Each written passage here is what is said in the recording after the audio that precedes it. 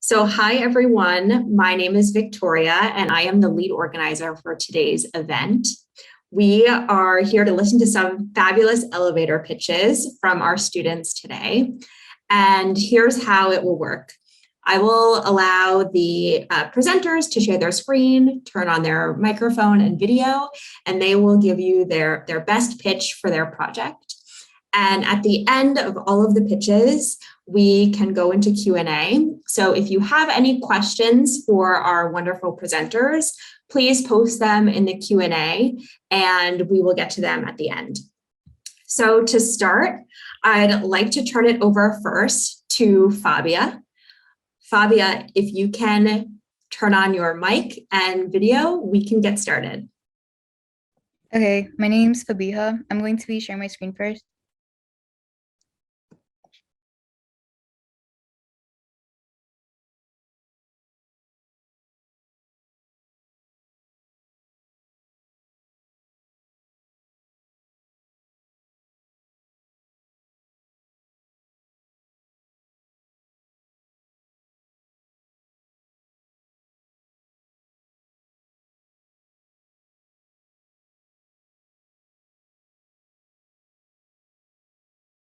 Okay, hello everyone. My name is Fabiha Anjum, and I stand before you as an aspiring entrepreneur. I use this term because my aspirations in the future combine many of my interests, as do the projects I take on daily. In this way, my research project, though unconventional, is the making of an architectural children's book. I've never read a story that takes in ideas of architecture, adventure, and cultural knowledge as I have created in my book, Getting Links Home. My book starts off by introducing two siblings, John and Teresa, who have just recently moved into an old mansion. In their backyard, they meet a sphinx named Lynx, who was lost after treasure hunting with his family. The only thing he has on him are his treasures, pieces of famous architectural sites around the world. The two siblings come up with the plan to get Lynx back home by retracing his steps. So they travel to different destinations around the world to return the pieces he had taken. They travel from his home in Argentina to New York City to Japan and to India and finally to Lynx's home in Egypt. In each destination, John and Teresa talk about the architectural history of the structure, share facts about the place they're in, and have fun exploring. My ultimate goal is to have young people exposed to more than just their immediate surroundings and gain insight into the creation of buildings, foundations that are prevalent in society. My audience is not the only ones benefiting from my creation. John and Teresa, in stating facts about landmarks around the world, tell me more about them too. I was also exposed to the process of fashioning a children's book, from illustrating, writing, and publishing. In the near future, a bonus project for me is to create a second book focused on architecture on a sustainable track, like having the children create their own enclosure in their backyard. Kids need exposure to different occupations and ways of life. They also want engagement while learning, something they can connect with. In publishing this book and sharing it with the world, I wish to contribute to inspiring future generations and broadening their minds to new possibilities. Thank you. Thank you, Fabiha. That was wonderful, and I'm very impressed by your drawing. I'm now going to turn it over to our second presenter, who is Luke. Luke, would you be able to share your screen and video? Great, thank you very much. I'll share my screen right now and get into it. Jeez. All right. Hello, my name is Luke Hilborn, and over the past summer, I took a deep dive into how all different types of businesses utilize growth strategies. Now, although some strategy approaches will consistently be used to help businesses of every category grow, when an analysis of the growth was conducted, a great disparity can be found between how different businesses utilize each strategy. Now, the survey. I sent out a survey specifically targeting founders and growth strategists within a large range of businesses. The survey was sent out to further understand how growth is tackled. They each elaborated on specific strategies as well as stated what percent of their resources went to different departments within their companies.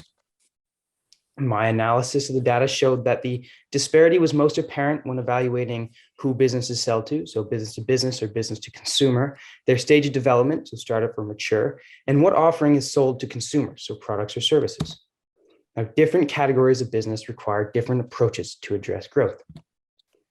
My conclusions. In the paper, I draw many conclusions on the disparity of growth in many aspects of business operations, ranging from how businesses utilize human capital, which departments require the greatest devotion of resources, and how they address improving the efficiency of production methods. For example, the data on early stage and less developed businesses show that the exponential and nonlinear manner of business growth causes early startups to prioritize increasing their human capital resources more so than mature businesses will. Also, early stage businesses must dedicate a larger relative percentage of their resources to advertising and third-party paid media because of their lack of established owned media. This is all simply just a glimpse into the conclusions I make in my research paper titled The Disparity of Business Growth. Now, growth is the very way businesses stay alive. Without it, businesses lose their chance at having any competitive market positioning. It's something all businesses must keep in mind, but what they consider when approaching growth strategy is very dependent on what they do. Thank you. Wonderful. Thank you, Luke, for that presentation and elevator pitch. Our next presenter today will be Michael. Michael, are you ready? Yep, thank you.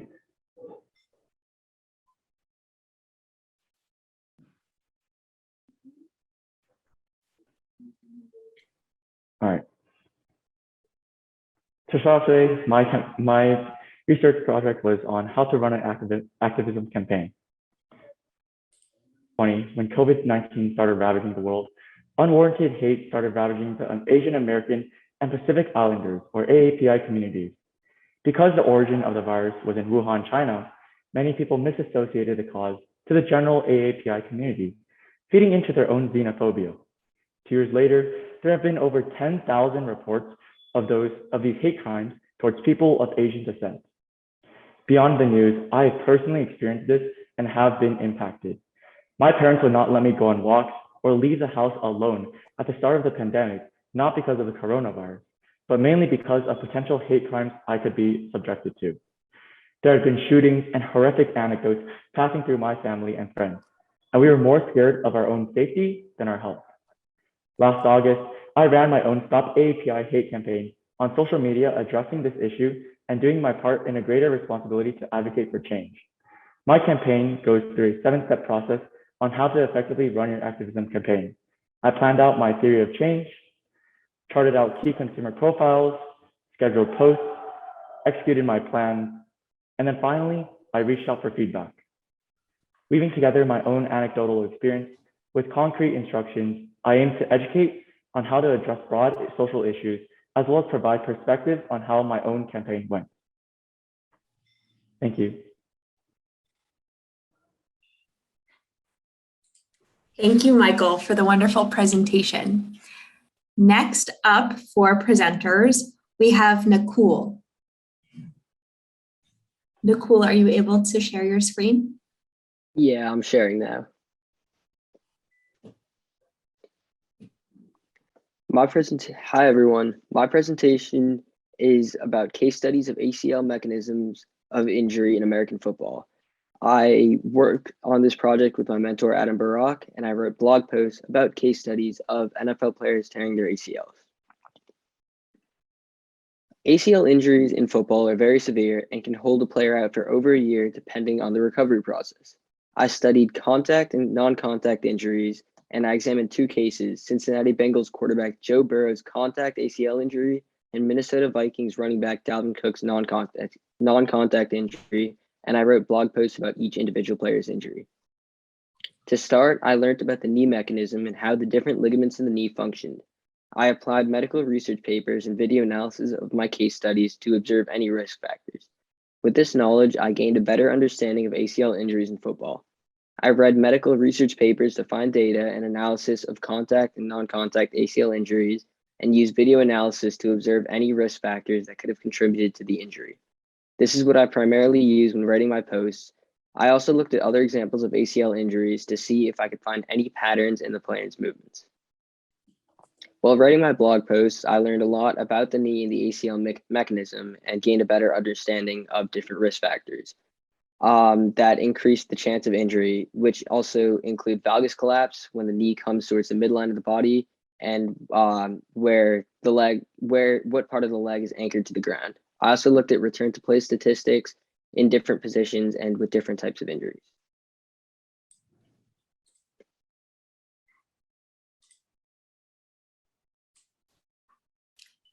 Thank you, Nakul, for that wonderful presentation. Let's go to our next presenter, Amanda.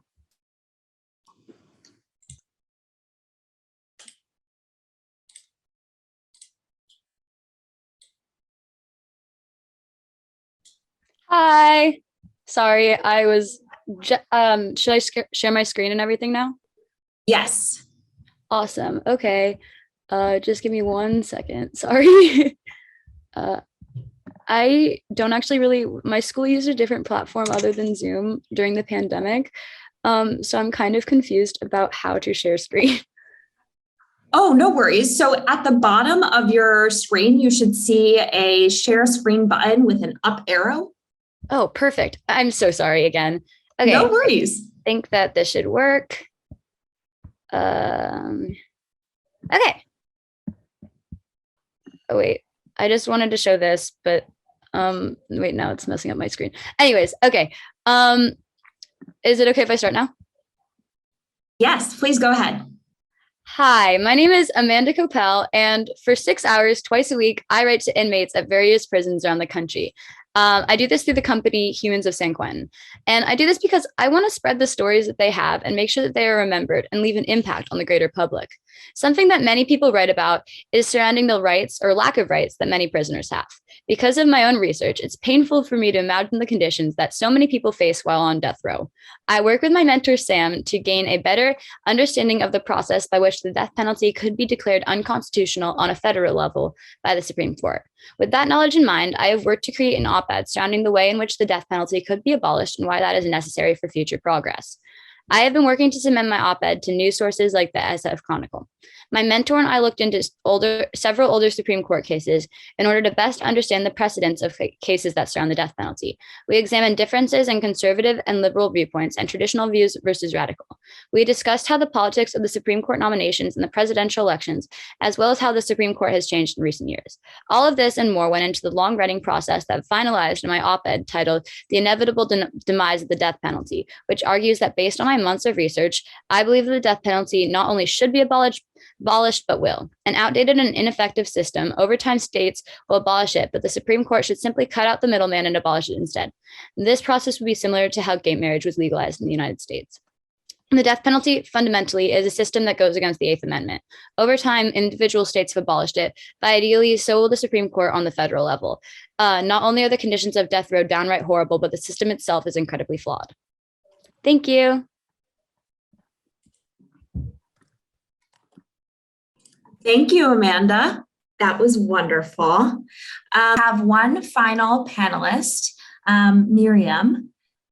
Meriam, are you able to now share your screen? Yes, hello, sorry, I'm kind of losing my voice, but I think I should be able to present. All right, can you guys see my screen? Now we can. Okay, perfect. So hello, my name is Meriam Chebil, and my presentation is about how we can combat the injustices in the prison system, which is what I worked with Polygens on. So the current problem in the United States is that the United States holds 25% of the world's prison population, which is a massive amount because we hold the highest amount of prisoners in all of the world. So the three main problems that I decided to discuss in my paper was regarding prison labor, which is how the majority of prisoners in certain states get paid $13 to $15 an hour for extremely hard labor, such as manufacturing jobs, farming jobs, etc. And around 4,100 companies use this labor to manufacture products that we even use in schools, such as the desks and the chairs that we have in our auditoriums. Solitary confinement is also an extremely large issue. 22 to 24 hours in a cell with no social interaction is what around 84,000 women, juveniles, and prisoners in general live in for years on end. A lot of prisoners stay in solitary confinement for up to 24 years, and this can lead to severe PTSD, insomnia, and a plethora of mental illnesses that will prevent them from going out back into public as regular people. Reintegration is also an extremely large issue, with 95% of prisoners still seeking jobs as of today and as of right now, and 77% of prisoners that end up going back to prison 5 years after their release into the public again. And so the goals of my paper were to make people aware of the injustices in the prison system and allow them to understand the injustices that go on in this country through the systems that are in place through the government. And it's also a call to prison reform to help protect prisoners' rights, because at the end of the day, these situations mainly impact the families of the prisoners and the children and the families that are in pain because their family members are in jail. And also it helps stop the cycle of violence and to help stop the cycle of issues that go on generationally through the prison system. So thank you guys so much. Thank you so much, wonderful presenters.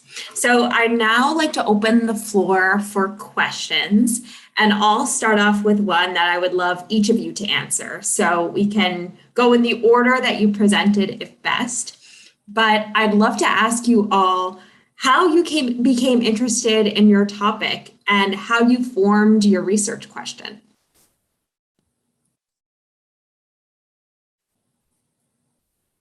Don't all jump in at once. Okay, I'll start off first because I presented first. So my research topic was, like you guys saw, the architectural landmarks around the world and like creation of my book, children's book. And like, as I mentioned before, I was interested in, well, I didn't mention this in the presentation, but was interested in architecture. Like as like, I'm going off to college soon, so that's like a potential career path, but also I'm also interested in arts, like as you saw, and also areas of writing. So I wanted to combine those interests and like create something that will combine different areas that I was interested in, also learn more about like my focus of my project, like different landmarks around the world and something creative. So that's how I, started this project. All right, I guess I'll go next then.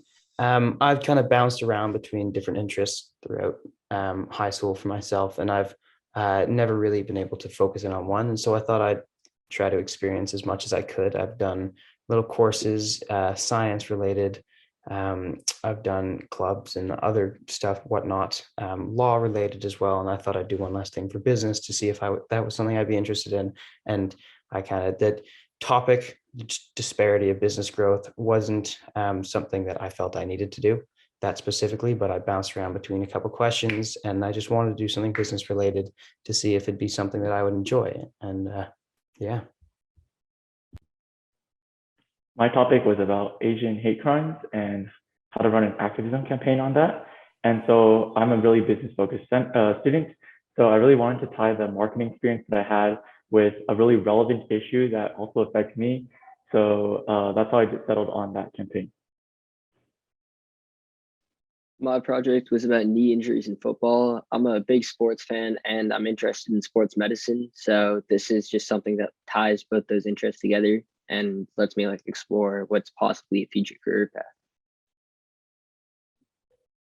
path. For me personally, I actually remember the first instance that I really became interested in criminal justice, specifically with the death penalty. And I was a pretty young kid. I was probably 10 years old.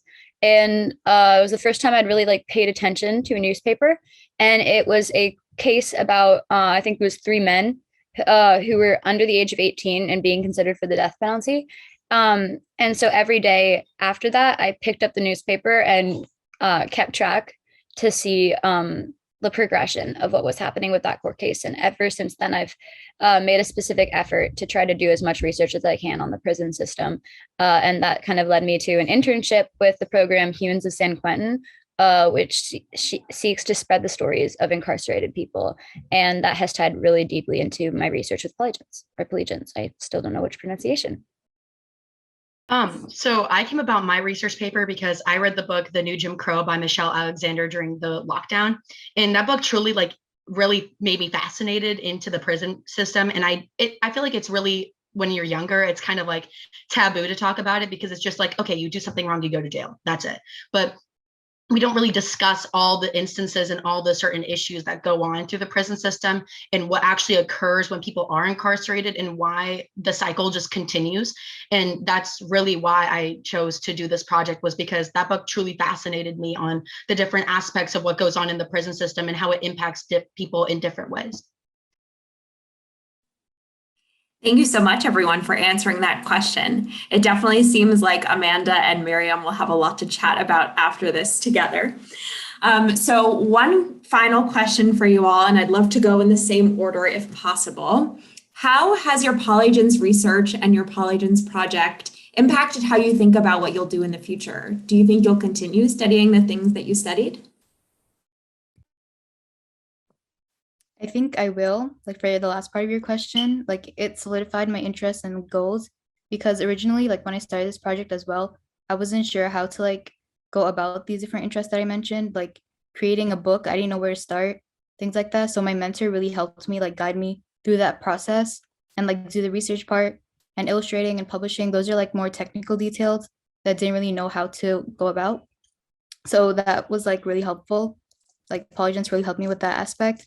And then like going through the whole process of creating the book, it took me like longer than I expected, but also like it was like rewarding work. So I think continuing on, like even learning about like the research part of structures and not just creating it, I want to like experience the other part, like actually building things with my hand in a different way instead of just like drawing things out, like creating structures like architecture focuses on. So I think it really helped me, and I will continue. Yeah, I think a similar thing. I believe I will. I've enjoyed the opportunity to um, be able to zone in on so many different things and experience a lot of different opportunities. And through the research and the surveys and all the data that I got back, I've learned quite a few interesting things, and had and learned a lot of and experienced a lot of cool anecdotes from the people who I surveyed. And it's piqued my interest quite a bit in this topic. And yeah, I believe I will continue with it.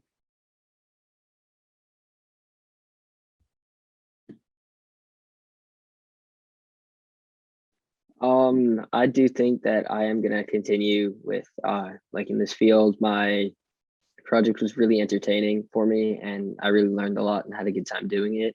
And in football, there's always gonna be injuries. Like in the Super Bowl recently, Odell Beckham tore his ACL. So I can continue to write blog posts about that and analyze video analysis and use that to keep learning about it.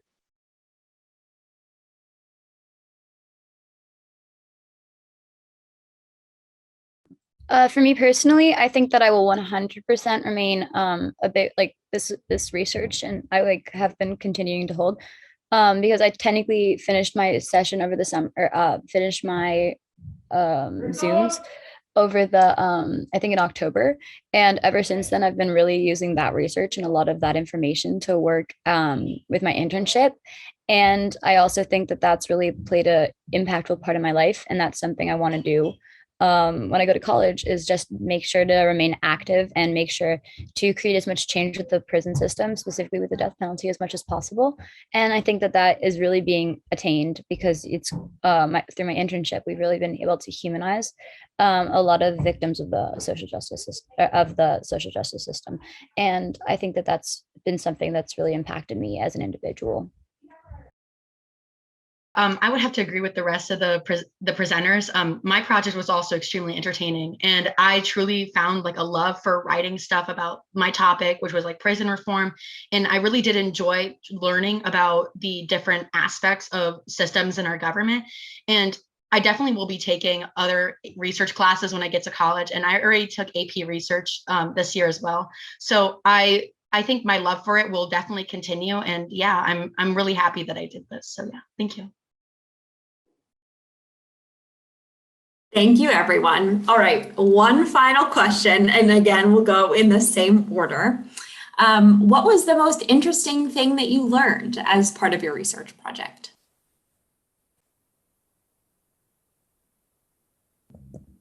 Like thinking about it currently, I don't think I can like pinpoint on a specific interesting thing, but like when I was doing like the research part, because each structure required me to like dig into the places around the world, because I also focused on like different landmarks. So I had to learn the general history about each place. So I think that like learning like smaller facts about it was like interesting to me. Yeah.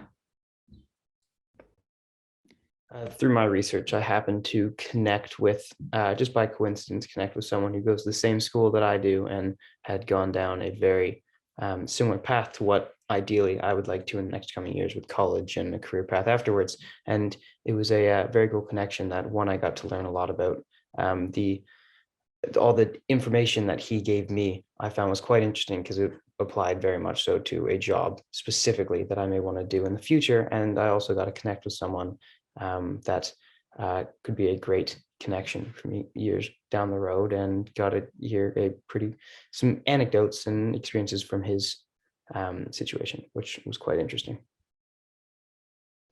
For me, the most interesting thing that I learned about is about the need mechanism and how complex it is, how there's so many different things that, like, even if there's just a little bit of force put on it in a certain angle, that can cause a really severe injury. So just all the different things about like the knee itself. For me, I think the most interesting thing I learned about was kind of the inner workings of specifically like the judicial branch of the United States. When I went into the research for my project, I didn't think that that would be exactly what captured my interest, but it really did. And kind of learning about like how different political branches of government worked like with and against each other was just super fascinating, because I didn't know that much about it. And that was something that really like opened my eyes to how, especially with like current days, like I've been applying a lot of what I learned from Polygens to my to like the current day, and kind of like the Supreme Court nomination that's going on right now, and kind of thinking about like the impact and how the Supreme Court has changed so much over time, and it's looking like way for the better. And it's been really cool to be able to see that like as a high schooler, and just knowing that like for the rest of my life, this is something that I can hold with me and apply to current events, which is just super impactful and powerful for me. I think for myself, I think the most interesting part was like when I initially discovered that we have the largest prison population, because that was like the last thing that I expected personally from the United States. I didn't expect that to be the case.